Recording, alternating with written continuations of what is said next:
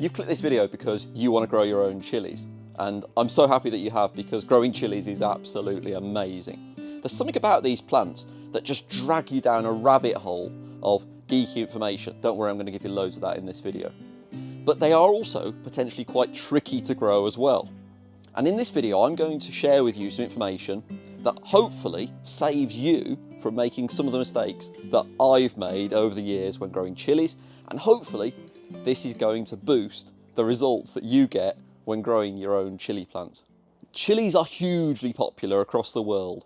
They have a unique ability to enhance meals, but also to burn our mouths, make us sweat profusely, and regret the life choices that we've made when agreeing to enter a chili eating competition. Yeah, that has happened to me.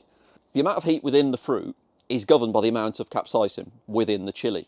The level of heat within a chili is measured very scientifically on what we call the Scoville scale. And this is like a scoring system that shows how much pain how spicy the chili is going to be. The common jalapeno will score between 2,500 and 8,000 on the Scoville scale.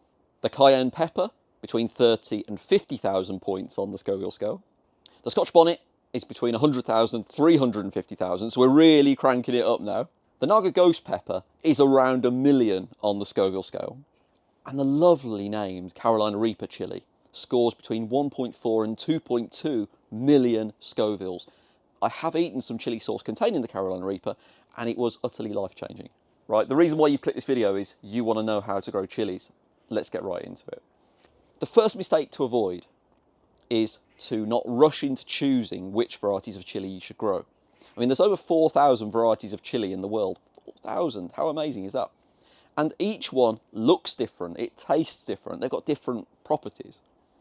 They've got different heat levels, and the heat level between the chilies, as I've just illustrated with that Scoville scale, will fluctuate really, really dramatically. So it's important to choose how spicy you like it, but also just consider what you're going to use it for, because some of those heats are going to be inappropriate in certain dishes. You also need to think really carefully about when you sow these chili plants. And this is the most common mistake that I see people making when they sow chilies. You've got to get the balance right between sowing the chilies too early and too late. Let me explain. If you sow your chili seeds too early, you're going to run out of space.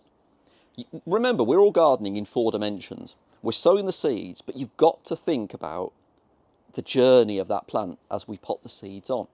As you pot the chili seedlings into bigger pots, they're going to take up more room in your house.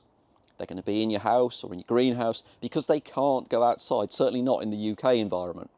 This is really important because when you're talking about sowing seeds in January and February, the rush of spring seems a very long way off.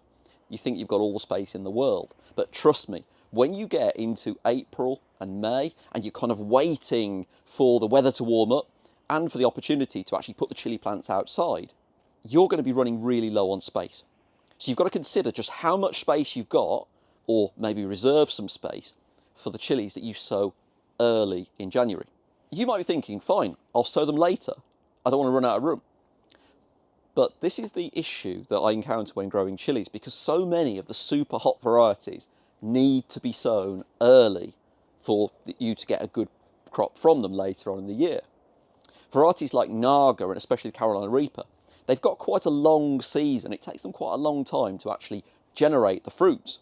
So you need to sow them fairly early in the year in order to get that good crop later on. I tend to sow my chili seeds in January to give myself a long season, to get the plants established so that I get a good crop, because I need loads of these fruits. So how are you going to sow your seeds? Well, you've got a few options. Firstly, what are you going to be sowing into? What growing medium? I would always suggest using a good quality multi-purpose compost that you sieve when growing seeds. The quality of compost can fluctuate very, very radically, and it really is fluctuating dramatically at the moment in the market. So use a good quality multi-purpose compost, sieve it so there's no big chunks in there, or alternatively, use a good quality seedling compost. That seedling compost will just be a little bit finer, and it will just help the seeds be in what we call intimate contact with the soil and increase the germination rate. What can you sow the seeds into? Well, you can absolutely sow multiple seeds onto a 9 centimetre pot. This will be a great space-saving solution. Sow the chilli seeds onto the surface of the soil in a 9 cm pot, cover them over lightly, and then once the seedlings germinate and they reach a significant size, so start producing their own first set of proper leaves, you can separate those seedlings out into multi-cell trays and grow them on into plugs from there. But I don't like that as a solution because for me that's just a bit fiddly, and the chances of you damaging the seedlings are quite significant when you do it this way. I prefer to sow the seeds into a multi-cell tray. One seed per cell, and let the seeds grow, let nature take its course. Some of them might not germinate, but you can leave those seeds as successful seedlings in those multi-cell trays for quite a long time. This is why I stressed a few minutes ago about using a good quality growing medium, because those seedlings are going to be reliant on the growing medium in the multi-cell trays. Whether you're sowing the seeds into a 9 cm pot or into this multi-cell tray, you absolutely can't leave the seedlings out in a cold polytunnel like the one that I'm talking to you from this morning. The chilli seedlings need heat to grow. This is not optional.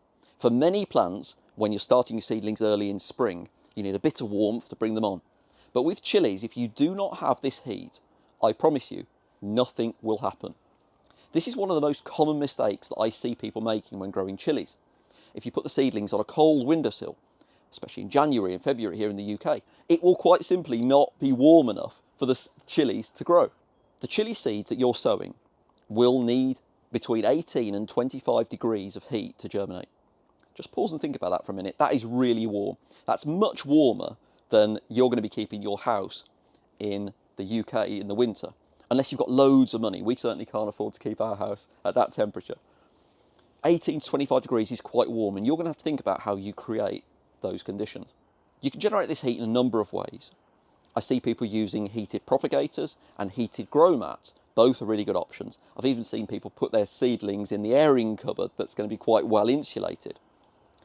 We grow our seedlings in the office that we use that's got an oil-filled radiator that we keep at a low level. It doesn't cost too much money, and we have all our seedlings in there. And this is perfect for the chilies. Once you've got the seeds growing in these warm conditions, in around 7 to 10 days, you should start to see the magic happening. You should start to see some green shoots coming out of the soil. I promise you, you're going to be checking them every morning. I do, and it's just absolutely magical. Once the seedlings start to emerge, you then are faced with the next challenge that growing chilies provides. And this is, again, one of the common mistakes that I see people making. If you've got the chilies on a windowsill here in the UK in January and February, it's probably not going to provide enough light for the chilies to thrive. This is really, really important because as those young seedlings emerge, they're going to be desperate for light. And the weak, watery light that you can actually see coming into this polytunnel right now as I'm recording, it won't be enough for these chili plants. I would suggest placing your seedlings on the brightest windowsill that you possibly can find. But if you can, invest in a cheap LED grow light, the results that you will see will be dramatically improved, I promise you. Place the seedlings under a grow light on a timer. Place the light fairly close to the chili seedlings. If you're using an LED grow light, it won't be too expensive to run, and the lights don't generate too much heat, so they won't damage the plants. When you place them in those conditions, the chili plants will absolutely thrive, and they'll be getting the light that they need. I really hope that I haven't put you off growing chilies. They are so much fun to grow, and I hope that the tips that I've shared with you in this video really boost your chili growing, and you avoid some of these mistakes that I see people making. The biggest decision that you've now got to make is which varieties that you're going to grow. And I'm going to post a video in a week or so where I show you 3 varieties of chili that I love to grow in January. 3 of my favourite varieties, and yeah, the Carolina Reaper is going to be one of them.